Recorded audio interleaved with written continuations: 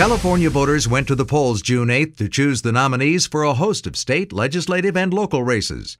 Billionaire Meg Whitman won the high-profile Republican contest for governor, spending over $80 million to defeat Steve Poizner. Whitman will face unopposed Democrat Jerry Brown, who joined several CPF-backed candidates on the November ballot. Abel Maldonado in the lieutenant governor's race. John Chung for state controller. Bill Lockyer in the contest for California state treasurer. Deborah Bowen in the race for Secretary of State, and Tom Torlakson in the battle for state school superintendent.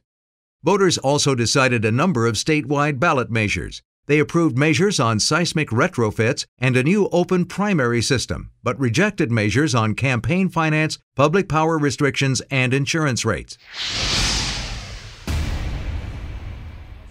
For the political pundits in Sacramento, the November election matchup is largely a horse race. But for working families in California, it's not a game. Building trades hours are down 30% statewide, and on average. In many regions, it's much worse than that. Up to half our apprentices are out of work. There are people that have been unemployed for a long time, very qualified people.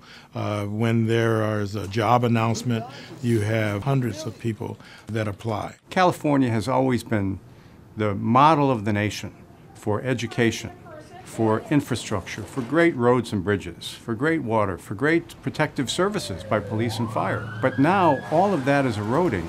As part of California's middle class, firefighters have a powerful stake in the future prosperity of our state. That's why California Professional Firefighters is on the front lines with our brothers and sisters in organized labor to ensure that politicians focus on the issues that matter to working families. We as firefighters are concerned about the entire economy because there is a ripple effect. When we see the loss of jobs, when we see foreclosures, when we see loss of sales tax, that eventually all flows down and affects public employees. It affects city, county budgets. When the wrong governor sits in that executive branch, then you're dealing with paycheck protection. You're dealing with pension reform rollbacks and two-tiered systems. It's really important in setting the stage for what's going to occur across this country. And this governor's race, we're certainly viewing as critically important. Because the stakes are so high, CPF will be reaching out throughout the campaign with information about the election and why it matters to firefighters and all working families. This is a pivotal time in California. It's critical. It's critical for working families. It's critical for us as firefighters and as a fire family to preserve its middle class, which is what all of us are, and move the middle class forward and rebuild the state from the bottom up. They're just not going to take on the construction trades and leave us alone. We're collectively in this together. An injury to one is an injury to all. That's the motto of organized labor, and that's what we stand by. You can learn more about the issues and candidates right now by checking the Firefighters Election Guide at www.cpf.org.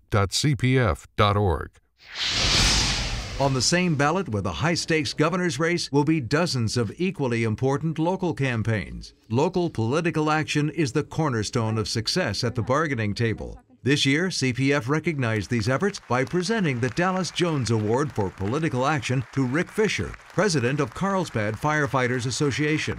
Politicians are the ones that give us our benefits and give us our resources, give us the ability to do our job.